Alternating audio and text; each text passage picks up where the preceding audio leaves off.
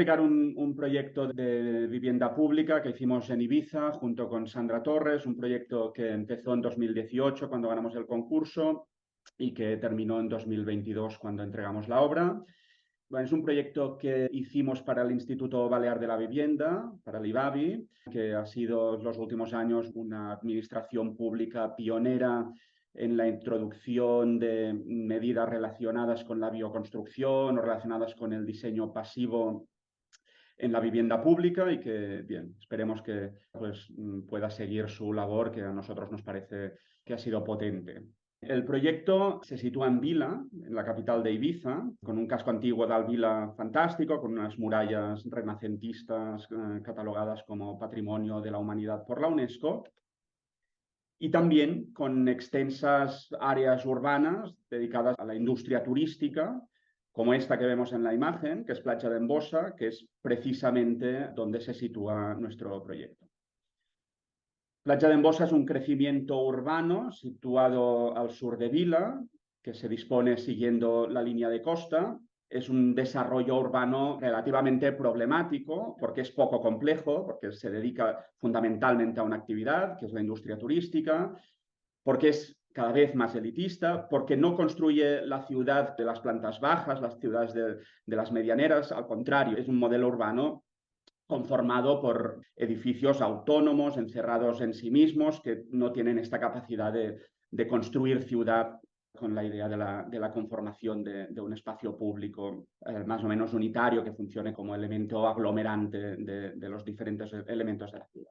En cualquier caso, nuestro edificio se sitúa en esta zona urbana, se sitúa concretamente en segunda línea de costa y las decisiones geométricas más esenciales del proyecto en parte se deben a una cierta toma de distancia con este contexto poco urbano y en parte por un interés por la arquitectura tradicional del lugar y de forma más general por la arquitectura doméstica de los climas cálidos. Son arquitecturas de mucha inercia, son arquitecturas que suelen organizarse en torno a patios interiores, etcétera, y por lo tanto conforman un modelo bioclimático, termodinámico, que se ajusta a las condiciones del clima ibicenco, un clima árido o semiárido, con veranos largos, calurosos y que probablemente lo irán siendo cada vez más. La implantación del proyecto parte de una idea muy sencilla. La parcela mide 43 por 43 metros, se sitúa a unos 5 metros elevada por encima del nivel del mar, está girada unos 45 grados con respecto al norte. Y digo, parte de una idea muy fácil, muy sencilla, que es aplicar las distancias al INDES que fija la normativa urbanística, resultando una planta de 28,5 metros de costado, que se organiza en torno a 4 patios interiores, también cuadrados, de 6 por 6 metros cada uno. La estructura del edificio es una estructura de muros de carga, por lo tanto, se establece una correspondencia entre el sistema estructural y el sistema espacial del proyecto, y en el centro geométrico de esta planta se sitúa el único núcleo de circulaciones del proyecto, que da acceso a 8 viviendas por planta, 4 de un dormitorio y 4 de 2 dormitorios. Solapado, digamos, con esta lógica modular de malla formada por esta estructura de muros, el programa se organiza en una lógica de franjas concéntricas que envuelven el centro de gravedad. La primera franja, la más interior, alterna los 4 patios con los 8 espacios de acceso a las viviendas, donde se sitúan también las cocinas, y la franja exterior contiene las salas, los dormitorios y los baños. Bien, esta sería una planta tipo, ¿no?, donde podemos ver que los patios, ¿no?, juegan un papel principal, un papel fundamental desde el punto de vista tipológico. Las viviendas abrazan los patios en parejas, por lo tanto se establece esta correspondencia de un patio, 2 viviendas, y se crea una habitabilidad muy intensamente relacionada con los espacios exteriores o semiexteriores, unas viviendas abiertas a la calle y abiertas al patio. Y por otro lado, estos patios también juegan un papel clave a nivel termodinámico, puesto que incrementan la longitud de fachada, por lo tanto incrementan el factor de forma de las viviendas y por lo tanto todas las estancias de la vivienda tienen doble orientación, buenas condiciones de iluminación natural y de ventilación. Esto sería un cuadrante de la planta tipo donde vemos esta condición enroscada de las dos viviendas, una de un dormitorio y la otra de dos, en torno al patio, y es precisamente esta condición enroscada la que genera viviendas con un largo desarrollo interior, donde se crean estos espacios de transición, espacios que siempre están abiertos directamente a los patios, iluminados y ventilados a través de los patios, y que tienen unas dimensiones suficientes para que sucedan cosas más allá de la mera circulación. Uno de estos espacios es el espacio de acceso a la vivienda, donde decíamos se sitúan también las cocinas, que queda vinculado con la sala a través de este hueco de gran formato, por lo tanto forman un espacio único y que, como podemos ver en esta segunda imagen, este verano pudimos ver cómo los habitantes se iban apropiando de este espacio. Sucedía aquello que nosotros esperábamos o deseábamos en fase de proyecto, que es que estos espacios se fueran ocupando de forma libre, inesperada, informal y se fueran llenando de vida, que es lo que nos interesaba. Pasa un poco lo mismo con estos pasillos, estos distribuidores en la zona de dormitorios, otra vez directamente abiertos al patio, en este caso vinculados con uno de los dormitorios a través de esta puerta de gran formato y que, de nuevo, podemos ver ocupados por sus habitantes a su manera. Esta imagen correspondería a este segundo espacio de transición, en este caso fotografiado desde la habitación contigua, y vemos esto que decíamos, ¿no? Que a través de esta puerta de gran formato crean un único espacio con doble fachada, un hueco a la calle y un hueco al patio interior. Bien, en planta tercera hay un cambio tipológico importante, pasamos de 8 viviendas a 4 viviendas, las viviendas pasan a ser de 3 dormitorios. Este cambio tipológico se produce sin alteraciones demasiado importantes en la estructura, por lo tanto manteniendo esta lógica reticular o de diafragmas y de espacios definidos por la estructura muraria.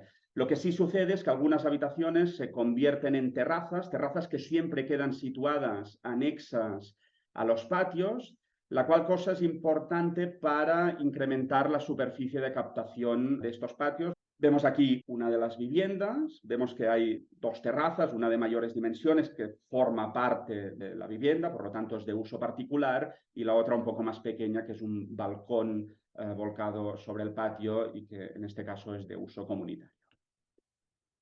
Esta fotografía nos muestra un poco esta enfilad de habitaciones, ¿no? Con la terraza de fondo. Y ya estaríamos en la terraza, que en realidad es la última habitación de la enfilad, ¿no? Una habitación a cielo abierto y que también pudimos fotografiar este verano, ya ocupada y con la vegetación un poco más desarrollada. Esta es una volumetría que creo que es interesante para 2 cosas. Una, para explicar los vaciados que se producen en planta tercera, que sobre todo tienen un sentido de incrementar la superficie de captación de los patios. Y también nos sirve para ver cómo un volumen a priori muy compacto, es muy rotundo, en realidad no lo es tanto. 1/4 parte del volumen total es aire. Un aire que, como podemos ver en esta sección, está bioclimatizado gracias a un sistema de cerramientos de estos patios, unos cerramientos de vidrio y unas protecciones solares que convierten estos patios en atrios bioclimáticos, lo cual crean unas condiciones de humedad y temperatura en el interior del atrio que permiten generar unas condiciones de confort en el interior de las viviendas durante los 365 días del año sin necesidad de instalar un sistema de calefacción mecanizado centralizado. La parte izquierda de la sección sería el funcionamiento en verano, las protecciones solares se cierran, las ventanas se abren y los atrios pasan a funcionar como umbráculos ventilados, con un sistema de ventilaciones cruzadas que van evacuando el calor acumulado en los estratos superiores.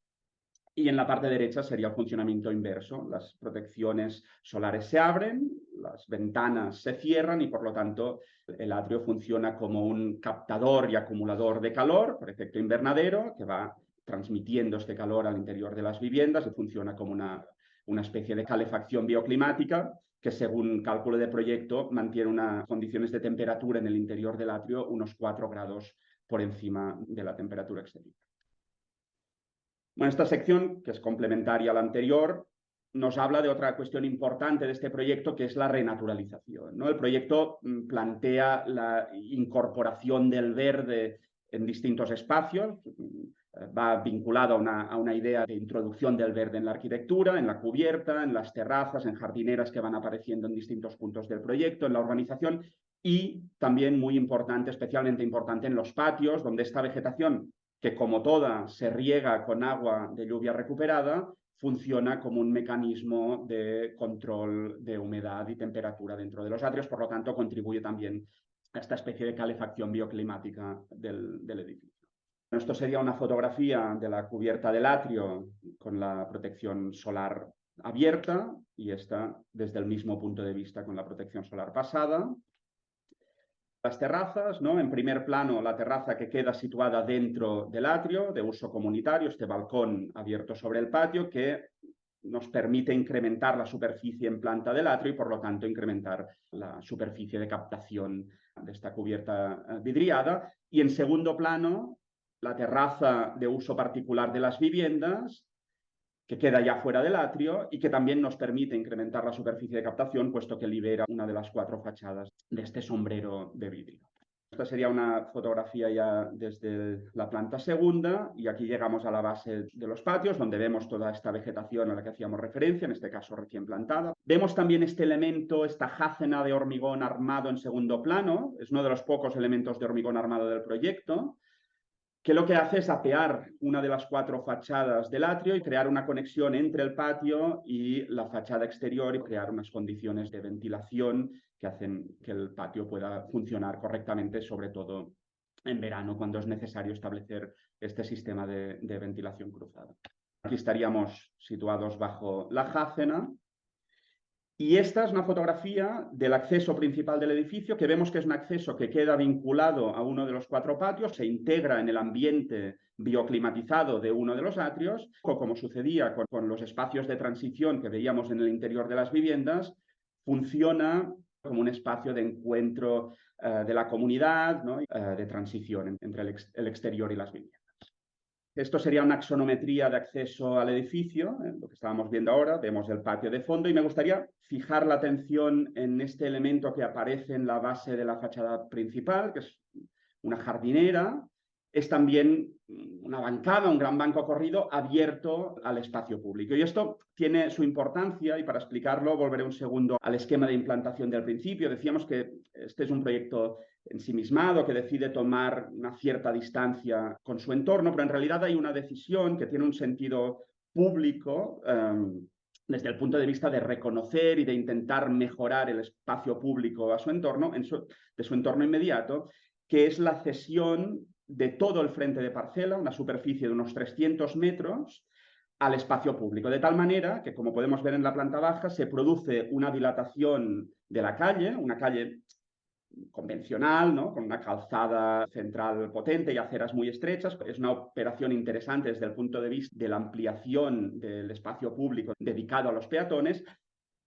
que se produce justamente donde debe producirse, que es en el acceso al edificio, por lo tanto funciona como un hall al aire libre y que de algún modo queda reforzado por la disposición de este banco jardinera que podemos ver en esta fotografía más de fotógrafo, digamos, pero también en esta, quizás menos bonita, pero que a nosotros nos gusta porque explica cómo el banco ya desde el primer momento entró en carga y la verdad es que las visitas que hemos hecho al edificio siempre hay gente sentada, pues esperando a un vecino que baje o como espacio de reunión de los vecinos, de la gente del lugar. Por lo tanto, es una decisión de proyecto que creemos que más o menos ha sido aceptada. Decíamos que el papel del IBABI ha sido importante desde el punto de vista de fijar unos criterios muy exigentes en materia de bioconstrucción, en materia de diseño pasivo, gestión del agua, etc.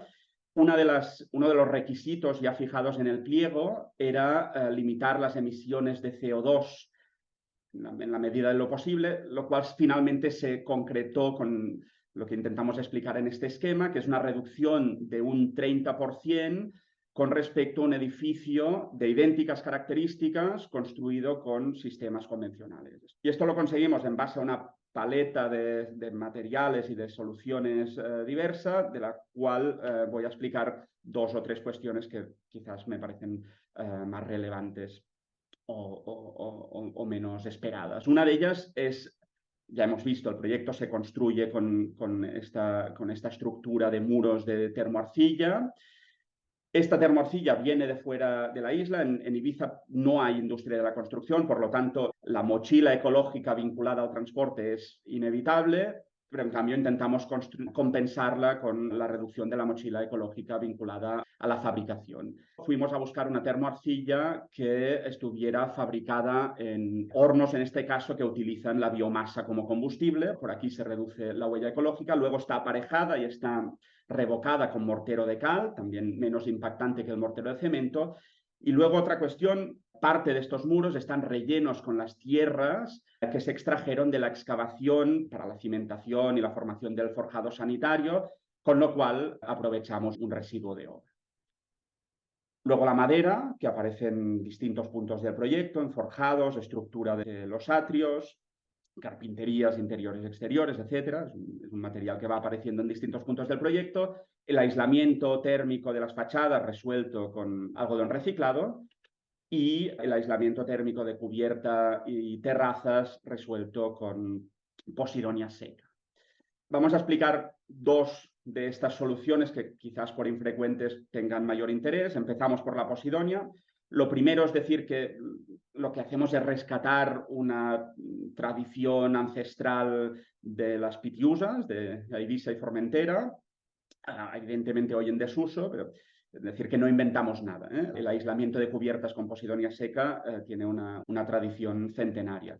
En segundo lugar, decir que este sí es un producto local, un producto de kilómetro cero. De hecho, esta fotografía que vemos en la imagen está situada a escasos 150 metros del edificio. La posidonia se deposita cada primavera en las costas ibicencas. Además, hay ciertos problemas de gestión de esta posidonia por parte del ayuntamiento.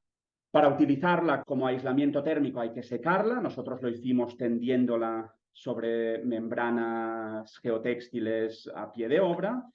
Y luego lo que hicimos fue construir unos bastidores de madera y ir prensando, ir colocando esta posidonia y prensándola hasta conseguir una densidad de 185 kilos metro cúbico, con la cual se obtiene una conductividad térmica equivalente a la de los aislamientos térmicos convencionales. Y la otra solución que me gustaría destacar es el relleno de algunos muros de termoarcilla del proyecto con las tierras de la excavación, que se hace persiguiendo distintos objetivos. Uno de ellos es, en la envolvente del edificio, mejorar las prestaciones de inercia térmica. Un segundo objetivo es mejorar el aislamiento térmico entre viviendas, rellenando las paredes divisorias entre estas viviendas.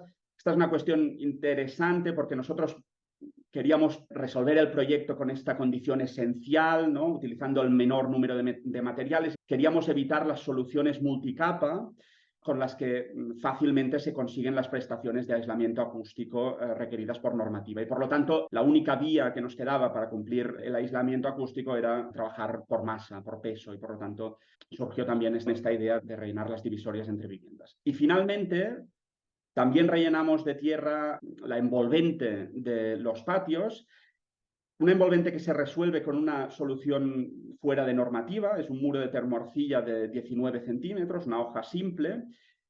Y lo que sucede es que al rellenar de tierra estos bloques porosos de termoarcilla, colmatamos las celdas, por lo tanto reducimos el aislamiento térmico y por tanto incrementamos el intercambio de calor entre el ambiente bioclimatizado de los atrios y el interior de las viviendas, que es precisamente lo que nos interesaba a nivel de funcionamiento bioclimático del edificio. De hecho, nuestra consultoría en fase de proyecto, que fue Societat Orgánica, nos decía que la situación ideal sería que todas las ventanas al atrio estuvieran abiertas durante todo el año, precisamente para potenciar este intercambio de calor. Como esto depende de los usuarios y por tanto no se podía controlar, propusimos esta opción de rellenar, de colmatar las celdas, ¿no? A través del relleno de tierras, aparte de un sistema de ventilaciones naturales, etc. Una imagen de la excavación. Es un edificio sin sótano, sin planta sótano, por lo tanto la excavación corresponde a la cimentación y al forjado sanitario, del acopio de las tierras y finalmente del relleno de los muros de termorcilla, que era una solución nueva que ni la constructora ni nosotros habíamos ensayado nunca. Terminar con este despiece de una de las fachadas del edificio. Es un despiece que en realidad nosotros hicimos de prácticamente todos los muros interiores y exteriores de este proyecto, fachadas, muros interiores, porque al final entendíamos que debíamos tener un control sobre esta obra de fábrica que solamente era posible si dibujábamos todas las fachadas pieza a pieza, ¿no?